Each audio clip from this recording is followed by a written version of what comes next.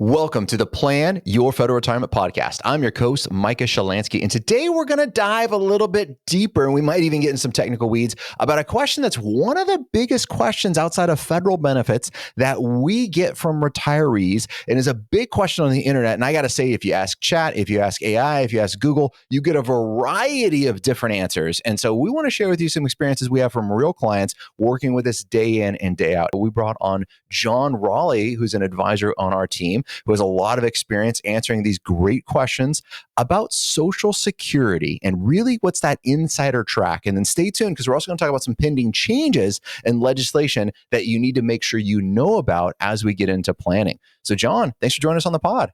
Oh, thanks for having me here.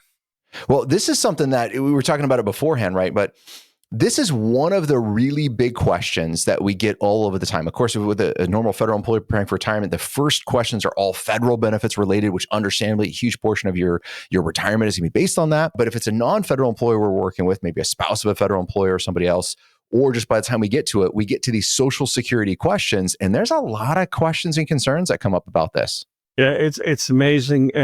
And there's so many different answers, and how you answer every question changes the direction of where you're going to decide to go, or what's best for you and fail it. Yeah, and this is the one that there's not always a wrong answer. There's sometimes a better answer than another one, right? Which also makes it hard, because if it's a really clear right and wrong answer, it's really easy to make a decision. But it's more complicated because it's not a great wrong answer. There's some potential better answers, but all of the decisions that you have to make are connected. They're connected to survivor benefits. So we got to decide with that. They got to be connected to the growth rate of how much your Social Security is going to grow or not grow by, how much you're going to get in income. It's going to have a tax effect, which is going to be there. And it's just going to have an overall cash flow effect. So these are just really important things that we need to be thinking about. And then you have the other piece of everything that's out of our control, which is how long you're going to live. Because taking it at 62 and dying at 65 was a good thing. Taking it 62 and living for 100 may not have been the best choice. All right. Well, John, we jumped into that one. So let's dispel that myth. Okay. Fact number one, we don't know how long you're going to live. So I agree with that, right? So that's the big question. But I'm going to say, and feel free to push back on me a little bit, most people, clients that we work with, most people underestimate their life expectancy. What do you think about that? Well, there's no doubt. We're dealing with a generation too that came up, and if you think about it, and it's the generation that's in their mid 70s to even late 80s or so, they were raised with parents that had experience with the Depression, had experience with pensions, had experience with all those pieces that were there, and they were there to support and protect them. Then all of a sudden, being a federal employee, you're blessed because of the pension that you receive, but there's a lot of individuals that hit retirement without that sort of security. And now all of a sudden it becomes one of their major sources of income.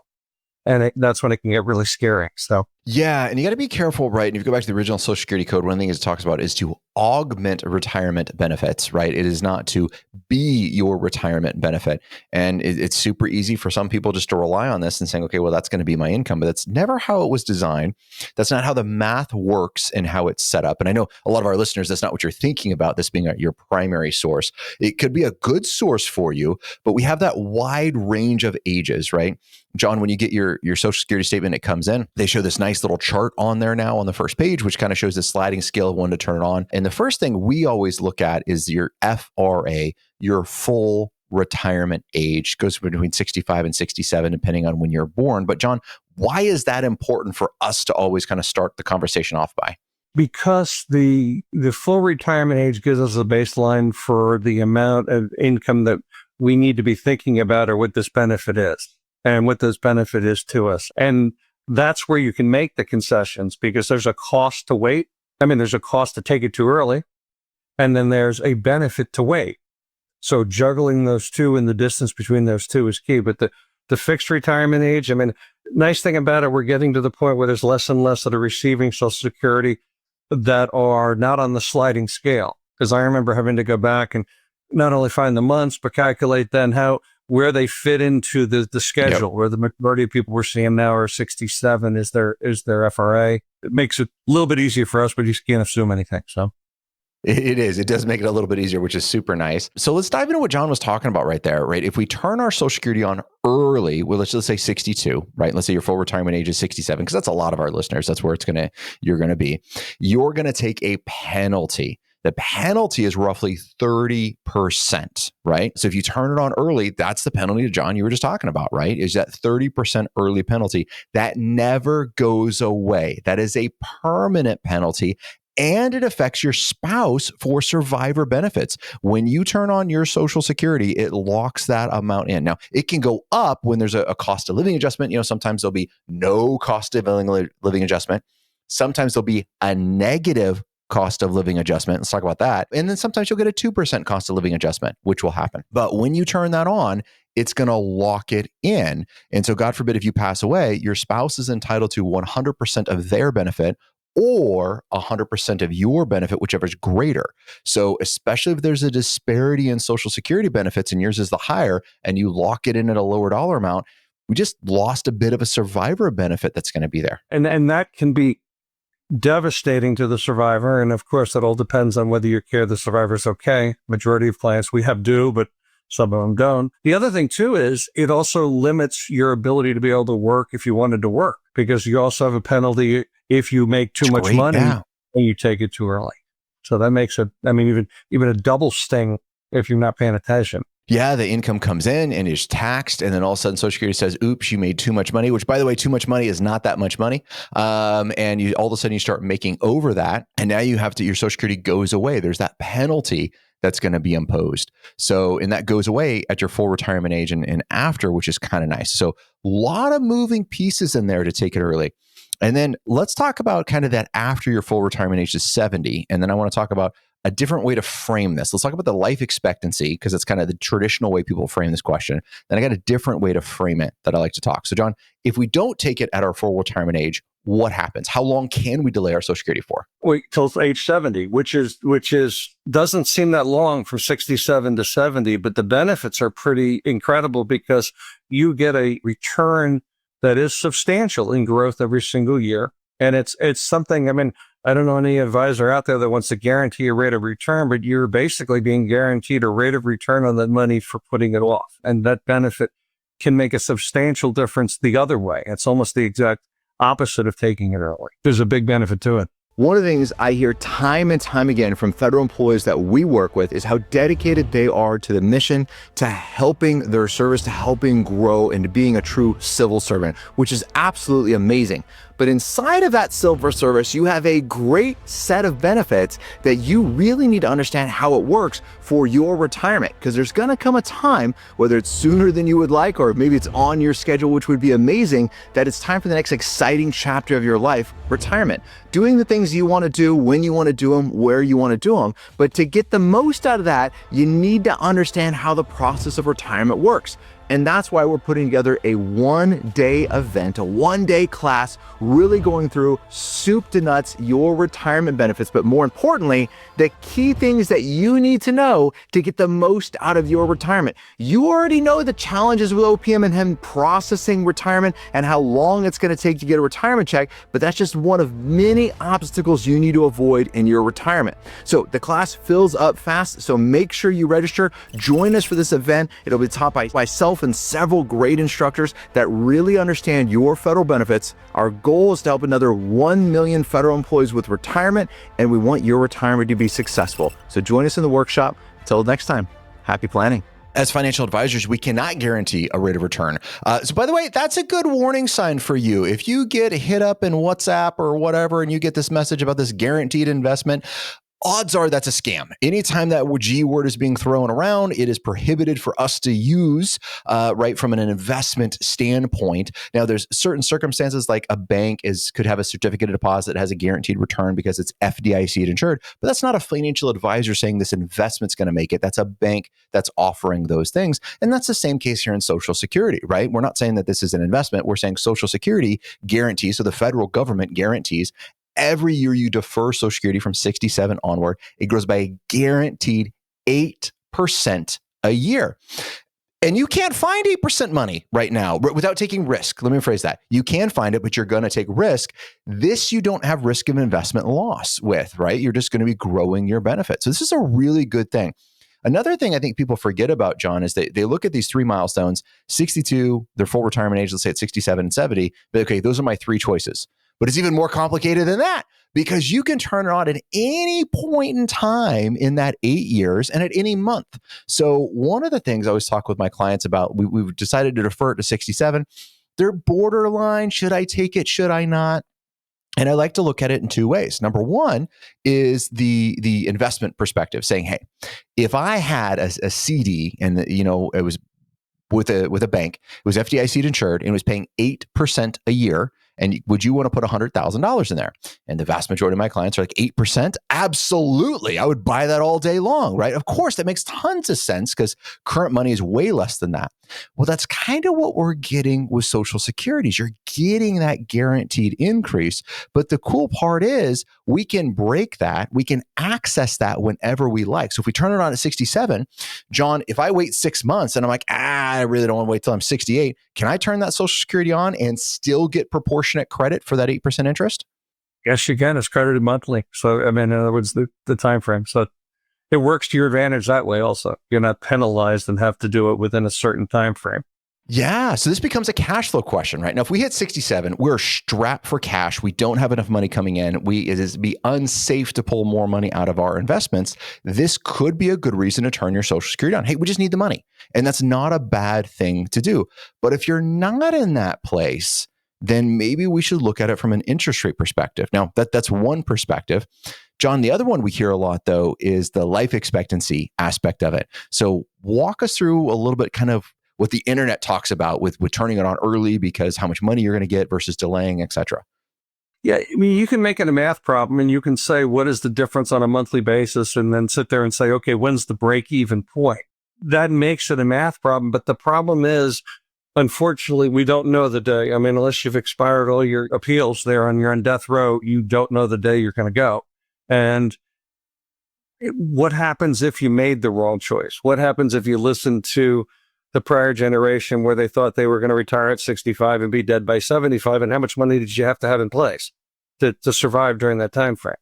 Here, we have to make sure that that decision and the purchasing power, and yes, there's inflation added, protection added that are in place, but in general, is that money that you're agreeing now in current dollars going to make you happy 10 years, 15 years, 20 years from now? And you have to understand that you're making a decision. That's the consequence of the decision. And you need, is it going to benefit you the way you want to do it? So, the other thing that we need to think about too, and I talked about this before about like negative in inflation, negative cost of living adjustment with Social Security. And so what do I mean by that? Gross versus net, right? All that you see on your Social Security statement, I'm not knocking the statement at all. They've done a lot of good jobs improving this over the age of the years, but that is your gross amount. And just like we talk about on your pension, we don't care about the gross amount. That's what the IRS cares about. We care about the net amount. After deductions, after taxes, what do you get deposited in your bank account? And one of the things we often forget about is Medicare at 65 automatically gets deducted from your Social Security benefit. So this is something we got to watch out for. If all of a sudden there's a zero inflation year, cost of living adjustment, and Medicare goes up, by the way, this happens with your health insurance. We talk about this all the time. What happens if you don't get a cost of living adjustment with your pension, your first pension, but your health insurance goes up? Your net pay went down. What happens if there's actual inflation at that time, but you didn't get an inflation increase? Your spendable purchasing power went down, right? This is another reason I love to delay that Social Security if we can, because you're getting that compound growth of that Social Security benefit to stave off inflation. Because generally speaking, 8% increase a year, or even before that, the 6% that you on average get between 62 and your full retirement age, John, 6% a year pretty much beats inflation on an average basis. Is that a fair statement? That's pretty fair. There's only a few times in the past that it didn't, but that is definitely fair. Yeah, and especially with that 8%, right? So now we have this inflation hedge because Social Security will not keep up with inflation. Even with its cost of living adjustments, it will not keep up with inflation. So this is the life expectancy thing that I kind of run into is John, as you're saying, it's like what, a 10-year break even if you wait till age 70-ish, right? Just round numbers. But if you wait till 70 to turn it on, but we're forgetting about the purchasing power. We're forgetting about the value of spending the money. And that's what I care about because my clients that turn Social Security on at 62, money's pretty tight by the time they're 68 and 72. It's not as much as it used to be. They need a more income coming in. Is that what you see as well? Absolutely. And part of it, Micah, too, and I mean, I just thought about this. I'm sorry about throwing it in to bring it up, but I can only think of maybe one or two times in my career, and I've been there a long time, where people were happy with the increase in inflation that they gave them on their Social Security. It's just the way it's calculated and how what numbers they use for the calculation. So that also comes into play. I mean, if it really costs you 4% or so to live on this given year because of the way inflation was, but you only get a 2.5%, you're losing ground, even though you feel like they're giving a little bit of money. Yeah, you have great, and you're not trying to rag on Social Security, right? It's a good piece to your retirement. Your pension, your first pension is a good piece to your retirement. The question is, how do you string these good things together for a great plan? And you must have a strategy to put this together. And if we let our emotions take over and say, hey, this is the other objection I get, Micah, I better turn it on because they're going to take it away. Okay, that's fair. I do understand that. That could be a real life concern. Social Security is also kind of a third rail, right? If when politicians start talking about taking away, they are unelected post haste, right? It happens really, really quickly. So this is my pontification, I guess, right here. So I could absolutely be wrong. So John, let me know what your thought is. But I don't think for the vast majority of people getting ready to receive Social Security, getting ready to retire, I don't think their Social Security is going to greatly change. I think as we have it today is what I'm planning for. Now, those just entering the workforce, I don't feel as confident about that one. Yeah. Well, and Mike, I know when I started in the business, one of the questions we asked is, do you want to include Social Security in the plan? And that majority of the people said no. And yet here we're talking now, and we're talking 30 plus years later. Now we're feeling pretty confident, except depending on the age now of the person going to be receiving Social Security. So it's definitely a different mindset. And I believe it's going to be there. I agree totally. I mean, if you bring it down to the most common denominator, that a politician wants to be reelected, and if they don't want to get reelected, go ahead and try to cut Social Security out. You're gonna lose on that one. Do you know the difference between a postponed versus a deferred retirement? Do you know that simply by putting the wrong date on the form, you could lose your health insurance for life? This is a massive impact on your retirement and potentially your cash flow in the future. Many federal employees are unsure which path to take, how to properly fill out the forms, and what these effects are. That's why we created a free online guide that's going to answer 7 top things that you need to know to answer whether a postponed or deferred retirement is right for you, and which path you should walk down, and how to fill out those forms. Now, you're probably asking, Micah, why are you creating this free series and guide? And that's a great question. And because our goal is to help another 1 million federal employees with a successful retirement. And I got to say, I love sitting down with federal employees and helping them plan their retirement. But one of the things that pains me and pains all of my team members as they're doing this as well is when we sit down with a federal employee and we see a mistake that they have made, that had we had known about this before, we could have avoided it. Had we had a conversation, we could have avoided this cascading problem. And we want to make sure you're off to the best retirement you can. So we created this free video series to make sure you understand the difference in deferred versus postponed retirement. And there's a lot of differences between those. To get this free video series, make sure you visit our website, planyourfederalretirement.com, or click that link below so you can get the details and the information. Don't leave your retirement to chance. Make sure you understand your benefits and you get the most out of your retirement. Until then, happy planning. It's going to be an issue. So these are things that's how we kind of evaluate this, right? And it is a little bit of a swag. I mean, Congress can do anything with a stroke of a pen. Fair enough. And this is my only political joke, so I really hope our listeners laugh. The biggest problem that I find with this administration is actually the same problem with the previous administration. They don't return our phone calls. Like, we have great ideas. I'm just saying. So that's my only joke that I got. So we'll move on from politics. So I think coming up with a strategy for Social Security is really, really important. If you choose to take it at 62, don't do it for an emotional reason. Do it for a logical reason. Run the math, run the numbers, see how it's actually going to work. God forbid, unless you have a life-threatening illness, and my heart goes out to you if you do, short of that, you're probably going to live a little bit longer than you think. And that's just our experience working with clients and clients living longer. And we're seeing life expectancy increase. Modern medicine, technology, et cetera, all these wonderful things, right? We're seeing that life expectancy increase. So John and I aren't sitting down with somebody in planning saying, all right, well, let's maximize this by the time you're 80 because, 86, you're going to pass away. That's not how we're planning. We're planning for a longer time period. It's tough when you've got that sort of piece in front of you. I mean, in other words, people have made, and can be a long time. If you retire at 55 or 65, that's a long time your money has to last.